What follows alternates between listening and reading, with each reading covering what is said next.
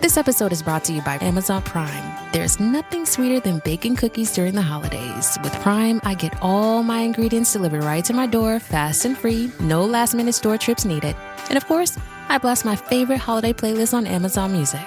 It's the ultimate soundtrack for creating unforgettable memories. From streaming to shopping, it's on Prime.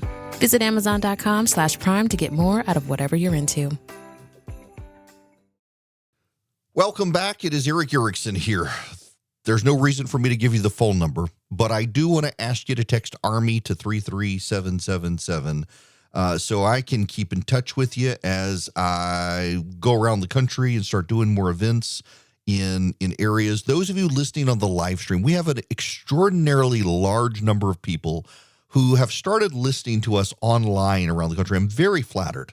I'm trying to leverage my live stream on is to go to local radio stations saying, here, look, I've got X number of people. Like, we've got a large listenership in Marion, Indiana. I've never been to Indiana, but we have a large number of listeners who listen in Marion, Indiana. And so I've sent the data to the local radio stations in Marion and said, listen, you can put me on and these people might convert to be your live listeners. That's what I'm trying to do. But in the meantime, also, you live listeners, we've got a sizable audience in Richmond, Virginia, and I would love to do the gathering in Richmond. So this is a great way. If you text ARMY to 33777, put your first and last name, your zip code, your email address, we'll be able to reach you, keep in touch with you. Likewise, those of you listening on WICC in Bridgeport, Connecticut, I would love to keep in touch with you as we get up there for WTIC and other affiliates up in New England. I'd love to be able to keep in touch with you and keep you up to date on what's going on. Now, I'm going to read for you part of a Wall Street Journal, the opening to a Wall Street Journal story. Let me give you the title. A shoplifter gets shot stealing candy at Walgreens. Who's to blame? Now, your first answer is probably like mine, the shoplifter. Let me read for you this. Private security guard Michael Anthony carried a .40 caliber Glock on his last shift at the Walgreens near Union Square under fresh orders to crack down on shoplifters. Anthony wanted to keep his bosses happy and hold on to his $40 an hour job. His work as a security guard had over a decade helped him escape poverty, buy a car, and rent an apartment. The 33-year-old guard was told to retrieve stolen goods, part of a stepped-up security push. An eruption of petty thievery at chain stores in U.S. cities nationwide had cut into revenue and put scores of household items, from toothpaste to deodorant, under lock and key. Besieged retailers mustered armed security guards, including at the Walgreens, where Anthony took his post on April 27th last year. That evening, Anthony saw a man in sweatpants and a t-shirt grab something from a shelf and slip it into a bag. Anthony stood at the exit and asked the man to hand over whatever he took. The man tried to push past Anthony, and they scuffled, tumbled to the ground. Anthony, who was 7 inches taller and 20 pounds heavier, put the suspected thief in a headlock. After Anthony released him, the man backed out of the store, swearing and spitting. Anthony shot him once in the chest. The bullet killed Banco Brown, a black transgender 24-year-old. He had $14.64 worth of store candy and an empty Sprite bottle in his bag. Brown was a part-time transgender activist who worked odd jobs, moving between group homes, homeless shelters, and stays with relatives. Police arrested Anthony, who told homicide investigators that Brown had threatened to stab him as they wrestled. Anthony fired the fatal shot when Brown moved toward him. He told investigators, fearing I was going to be stabbed. None of the witnesses said they heard Brown threaten to stab Anthony. Police didn't find a knife. During Anthony's interview with the San Francisco Police Department detectives, he broke down. "Oh, man, why?" he cried, burying his face in his hands. The deadly confrontation, which lasted less than a minute, drew citywide attention. A black homeless man killed over a pittance. A black security guard working to stay afloat. A corporate giant relying on contract workers with limited training to combat a shoplifting epidemic driven by homelessness, addiction, and avarice. Anthony was in custody several days while prosecutors weighed whether to charge him, a decision that officials said was insulated from politics and public sentiment. Right. Local authorities had been under pressure to punish shoplifters. In the summer of 2021, the video of a man in San Francisco casually bicycling from a Walgreens with a garbage bag full of stolen goods aired nationwide to outraged viewers. Store owners complained police didn't arrest shoplifters. Police officials groused about laws easing penalties for petty crimes, making arrests a waste of time. Shoppers gawked at brazen thievery. The decision about Brown's homicide was it murder or self-defense rested with the district attorney, Brooke Jenkins, a career prosecutor. She won election as a law and order candidate in 2022, replacing Chesa Bowden, a progressive who was recalled by the voters of the liberal city for being too soft on crime.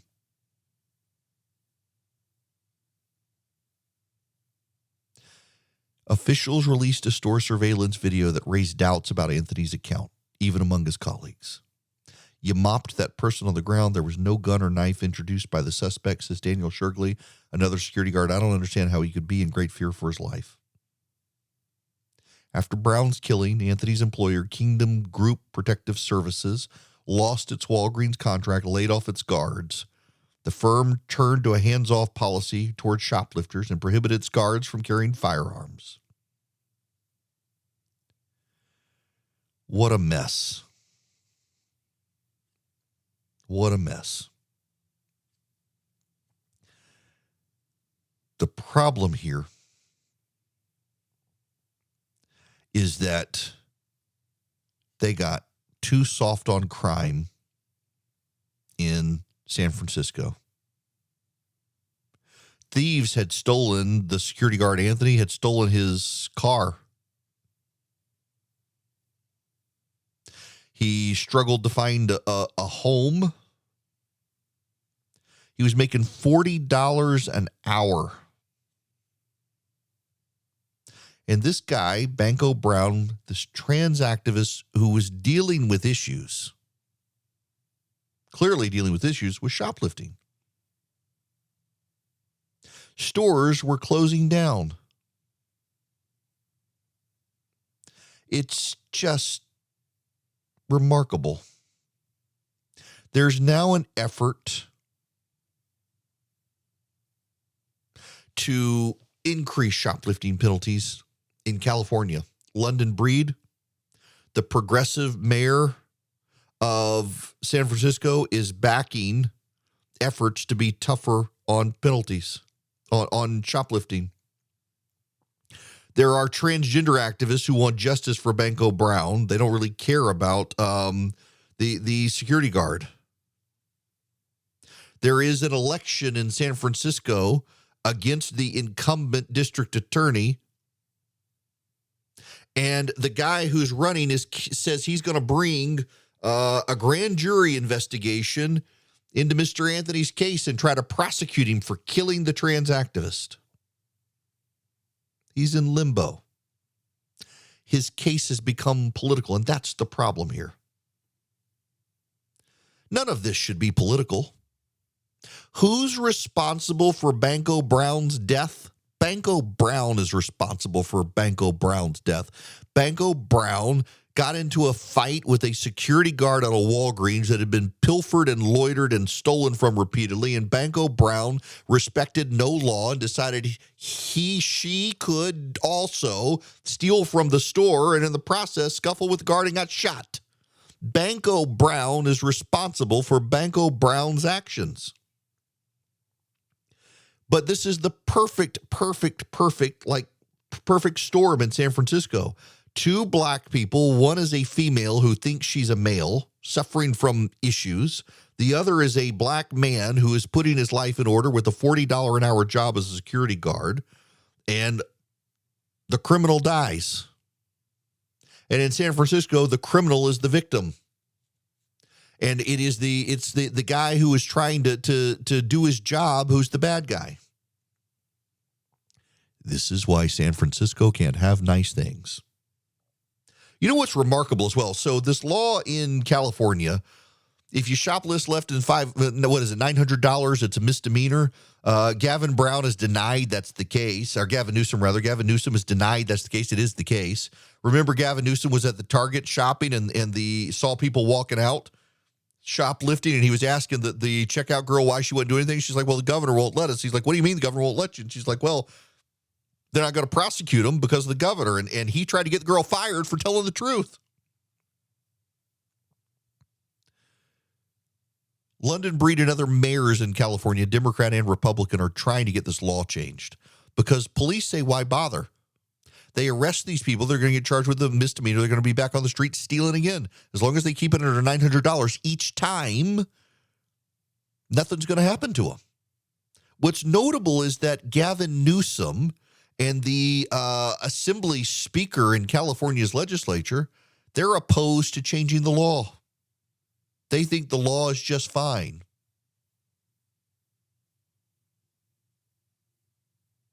The law is clearly not working. People disrespect the law. Now, here's the problem. This is the larger problem. When people continue to disrespect the law, over time, the disrespect for the one law becomes disrespect for the multiple laws. And when disrespect for the multiple laws happens, then disrespect for the enforcers of the law happens, and ultimately disrespect for the entire system happens. You ultimately get to a level of anarchy. You get to a level of societal collapse, and we're seeing that in San Francisco. And San Franciscans think that that's the cost of doing business. It's like you talk to progressives in New York City, and they think, that the subway system in New York is brilliant. And yeah, it's just the cost of doing business. You're going to get harassed by homeless people. You shouldn't be being harassed by homeless people. Tax-paying citizens should not be being harassed by vagrants and homeless people and crackheads and transgender homeless activists suffering from mental health issues and other things like that. They should not. And yet progressives have decided not only do we all need to live in cities, that's what cities need to be like. That's the cost of living in cities. It's madness. And do you know how that madness is playing itself out? That madness is playing itself out in a growing number of Black and Hispanic voters deciding to vote Republican. That madness is playing itself out in men locking in for the GOP. Hispanic men, Black men, Asian men, white men, they're all trending that way. And not just men, but married women. We always talk about the female vote. We talk about the women's vote. Married women are actually leaning towards Donald Trump. Married Black women, a significant minority of them, are starting to lean Republican because they're concerned about their husbands, they're concerned about their families, they're concerned about their way of life in a way that young unmarried women aren't necessarily concerned about. And it's playing out in places like San Francisco. Donald Trump's not going to win San Francisco. But you know what? He's going to get more votes there now than he did last time. And in other urban areas, he's going to get more votes from non-white men and from non-white women than he did the last time because our societies are collapsing. And there's a lot of evidence out there, despite the narrative from the media and the government that crime is down, there's actually a lot of evidence out there that crime is not really down. It's just not being reported as much. That's the thing people miss, is that when you know these people aren't going to get prosecuted, the crime happens. It's just not reported or prosecuted. And to the left, if it's not a prosecuted crime, it's not a crime. To everyone else, you see someone stealing something, that's a crime. But again, remember the left in postmodernism, they want to change the language. So a crime is now something that's been prosecuted or not, but investigated by the police. Someone stealing something from Walgreens hasn't committed a crime unless it's gotten into a police report. It's not just, there's also the feeling of it too. The harassment by the homeless people, the harassment by the vagrants, the harassment by the people who are clearly suffering from addiction on the streets. That happens more and more as well. And people see all that. And there's a perception we're not as safe as we once were. And it's a perception amplified by progressive policies played out in San Francisco. This poor guy, Mr. Anthony, is now a pawn in a political fight between a guy who wants the trans activist vote to be district attorney and says he's going to prosecute this guy. Prosecuting Michael Anthony. A shoplifter gets shot stealing candy at Walgreens. Who's to blame? The answer is the kid who stole the candy. And if anyone thinks otherwise, you're probably a progressive. You can follow Eric around on social media at EW Erickson on Twitter, Facebook, YouTube, and Instagram. And check him out at ewerickson.com. Welcome back. It is Eric Erickson here across the United States of America. I'm delighted to have you with me. I have to make an executive decision here, and I need to apologize to those of you who've stuck through. At least it's Friday doing something like this, and I feel bad about it. I am on a battery backup. I have no power. I don't have hot water, and I have done this 3 hours. And I've got to do 7 more hours of radio. I do not have a place even to get coffee. That is the situation. And my battery backup is signaling that I don't have enough battery to do the rest of the show. And so at the bottom of the hour, you're going to get a repeat. Y'all, I'm sorry. I have tried. I have been as power efficient as I possibly can to make everything work. But that is the nature of this hurricane. So my apologies to all of you.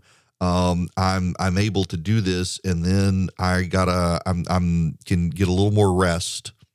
Then I have to get back up, and the storm, I can hear it. I can hear a roar outside my window, and it is the creek next. Now, we're in no danger of flooding here because we're up the hill from it, but I can hear the creek roaring with the water going through the creek, and there's erosion and everything else. It's just, and again, we're in the thick of it. So, I was hoping I could make everything work today, and I just can't. So my apologies here. I don't want to disappoint you, but it is a Friday. Your prayers are appreciated as we continue on with the rest of this show. This is a new one for me. In any event. So if you're tuning in for the last half hour and you weren't here the first half hour, it'll all be new to you. But if you've been here for the whole show, I'm sorry, but it's the nature of the beast at this moment. Right now, I need to tell you about Old Glory Bank. If you go to oldglorybank.com, you can get a checking or savings account. It is no fee checking. It is no fee savings. And it's just a great bank. They're by conservatives. They're for conservatives. And you can get loans, and you can get mortgages. You can deposit cash, even though it's an online bank. They've been highly innovative. I have thoroughly enjoyed using Old Glory Bank. I'm not going to tell you the other bank I had that was an online bank. And I just thought, my big bank branch, Bank of America, that I used at one point, it kind of shut down all of its local branches. It's like I might as well go to an online bank. And I did, and I loved them, except I couldn't deposit cash. And I didn't really have a relationship with them. And Old Glory Bank, before I even started advertising for them, I had an account with them. I had a point of contact with them. And that's not because I'm me. That's because I'm a customer. I really enjoy them. You will too. Oldglorybank.com, oldglorybank.com. Member FDIC, equal housing lender. Terms and conditions apply. Greetings and welcome. It's Eric Erickson here across the fruited plain. I'm delighted to have you with me today. No need to give you the phone number because I actually can't take your phone calls with the hurricane and everything else.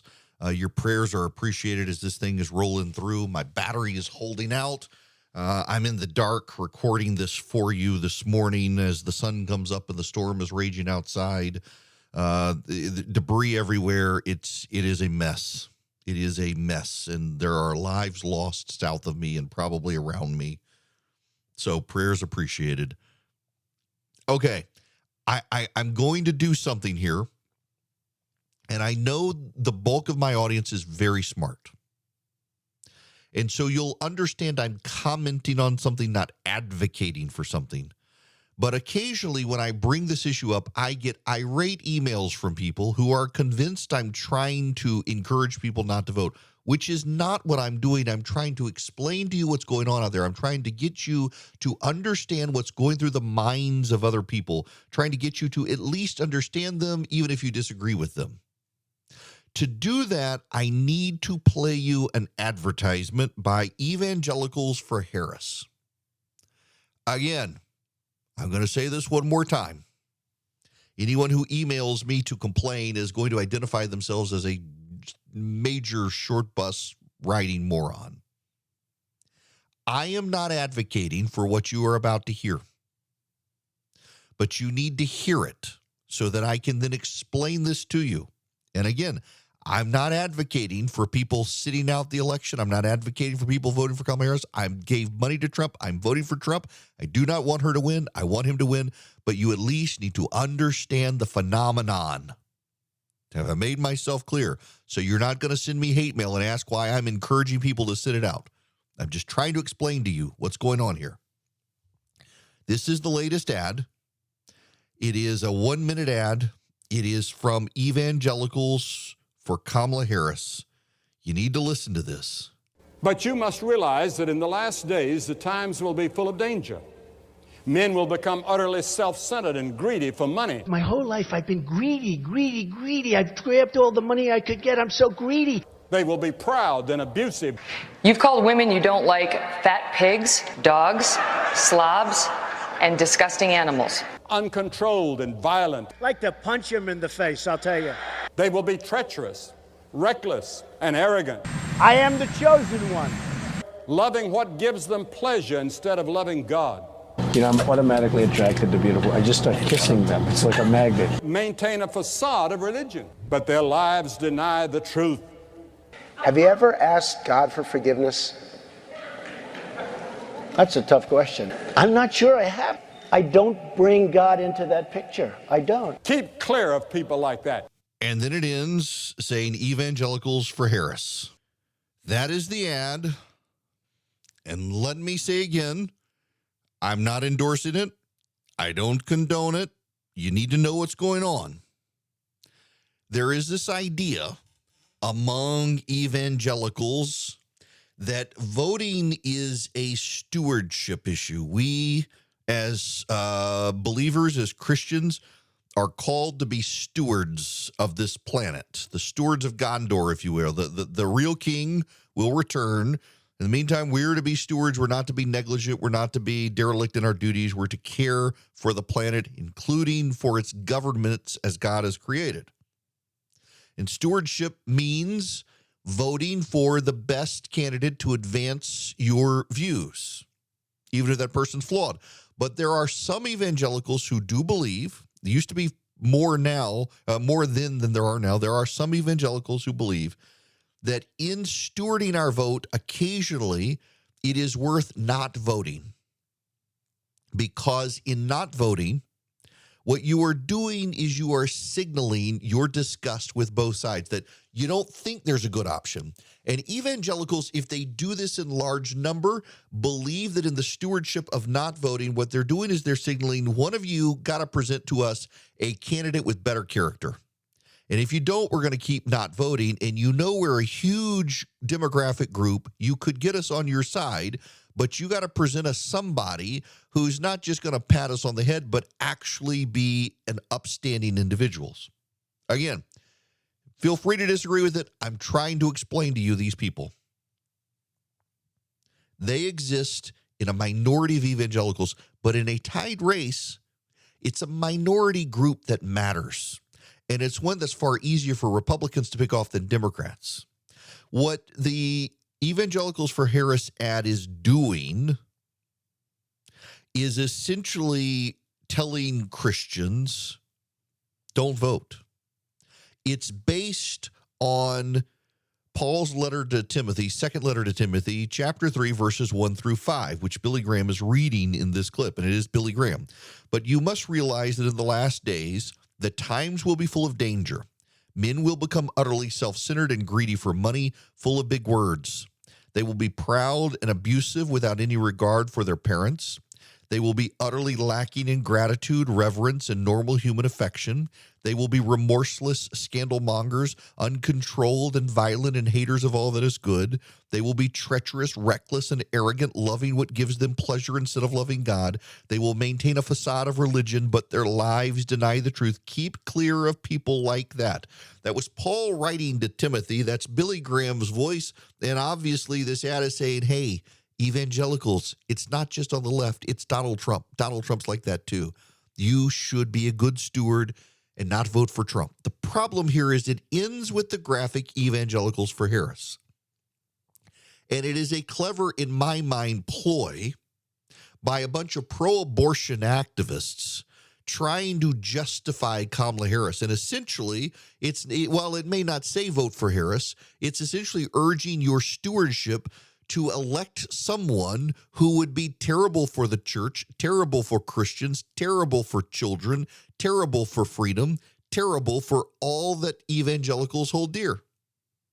It would be a much more effective ad if it wasn't from a group tied to Kamala Harris, but was actually an ad saying, hey, Christians, he's just like this verse where Paul is warning you to avoid people like this.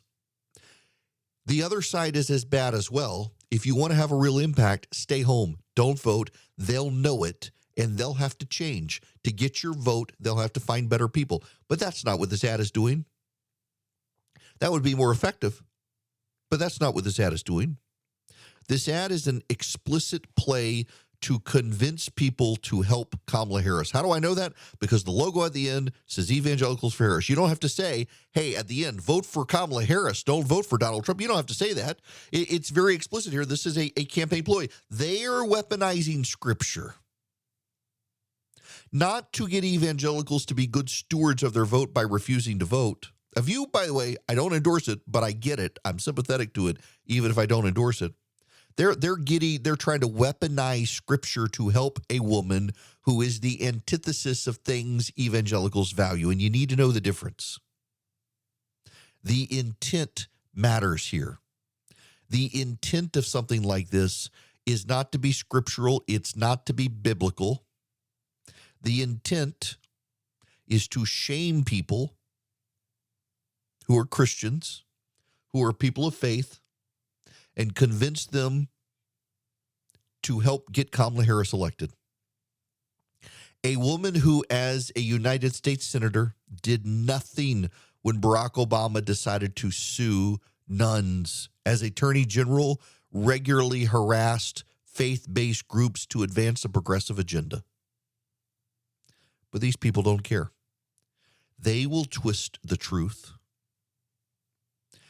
They will tickle ears in order to help Donald Trump. And when you think about the lines involved in the Scripture, in the last days, it will be full of danger. Men will become utterly self-centered and greedy for money, full of big words. I know a woman who's full of big words. They'll be proud and abusive without any regard for their parents. Where's her dad?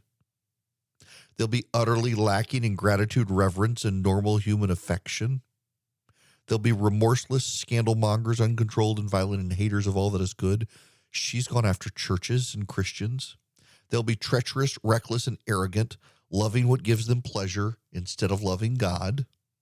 They'll maintain a facade of religion, but their lives deny the truth. Keep clear of people like that. It applies to her as much as it applies to him. I'm not a fan of either candidate. You know that. But at the end of the day, it's going to be her or him.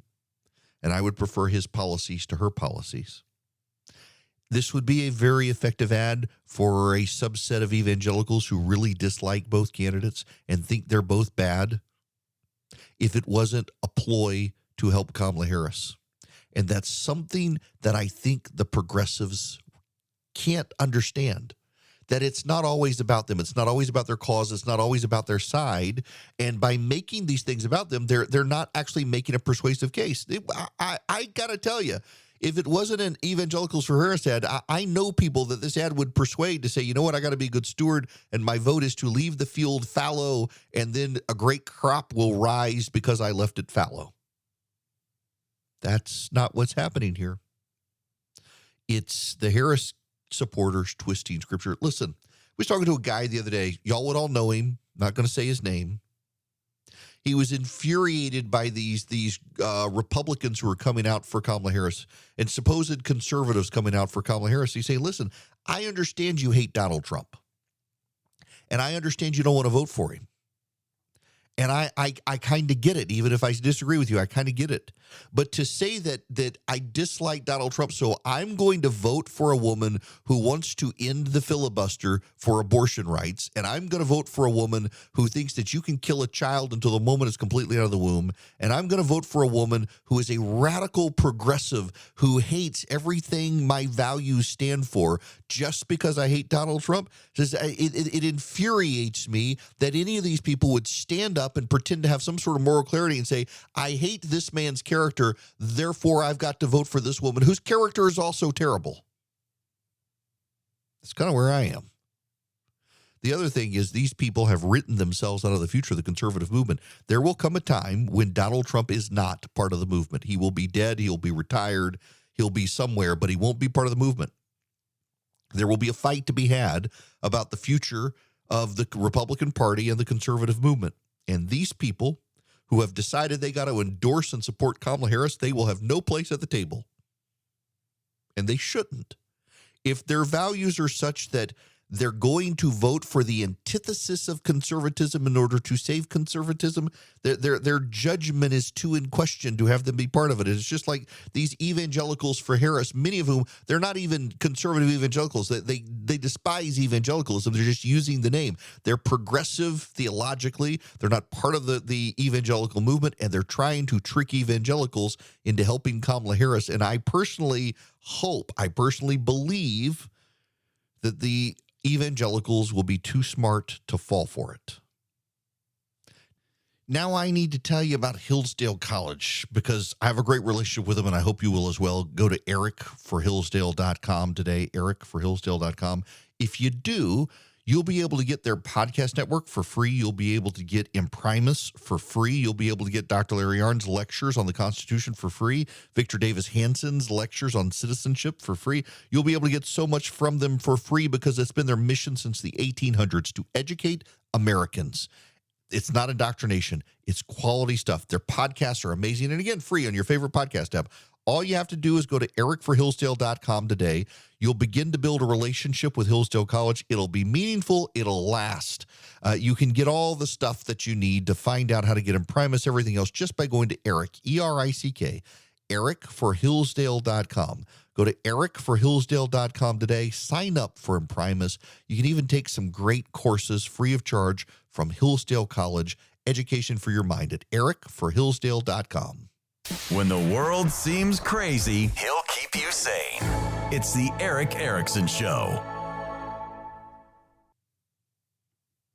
Greetings and welcome. It's Eric Erickson here. Man, the storm is still raging, but that's okay. I want to respond to, I said something earlier, and I've gotten emails on it, even though I've said it a couple times, and I'm going through my spam folder because I said it yesterday as well. And so I've got somebody says, like earlier in the show, I said, if you put a bullet to my head, or you put a gun to my head and you said, who's going to win? I would say Trump.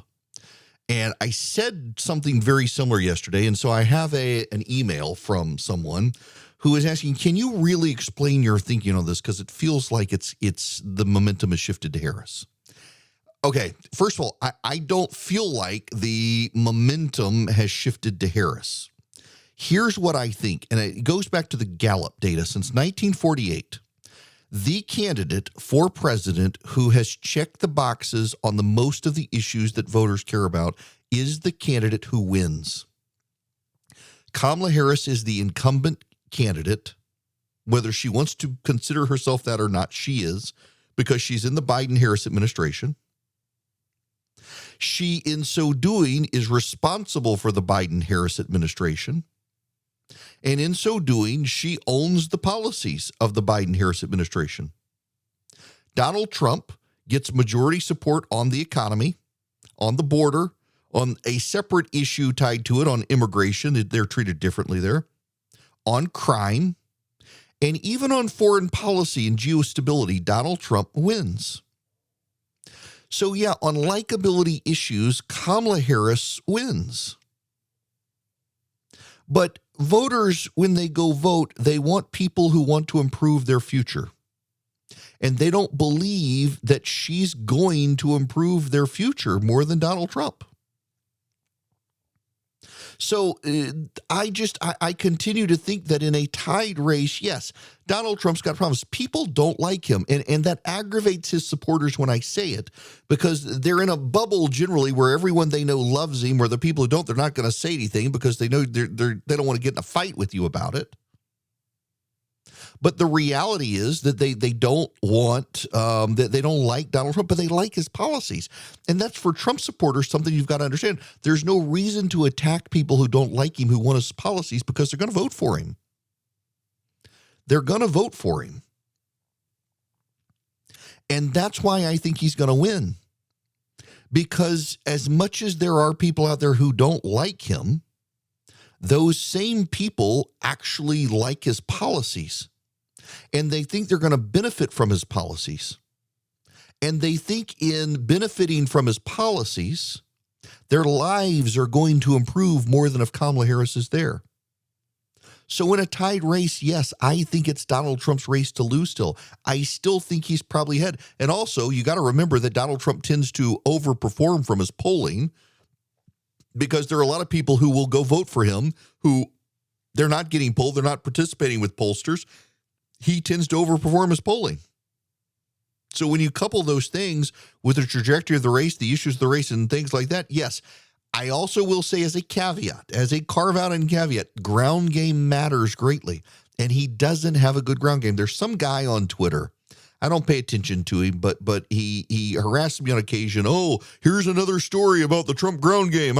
Erickson's going to be the one who's so upset about it. No, listen, you can tell me that you are out there every day knocking on doors, but telling me doesn't mean you're doing it. It's the same thing with Kamala Harris saying she worked at McDonald's. I don't believe her. Maybe she did, but we should be able to verify it. And thus far, no one's been able to verify it. Shouldn't have a picture or uniform or anything like that. You tell me he's got an amazing ground game, I'll believe it when I see it. But literally, I know no one who's got to knock on their door from the Trump campaign. I know from outside groups, but not the Trump campaign. So the ground game in a tied race matters, and that could cost him the election. But no, I don't think the momentum has shifted to Kamala Harris at all. I still think it's his race to lose. He may lose it, but it's his race to lose, not hers, because I still think he's ahead.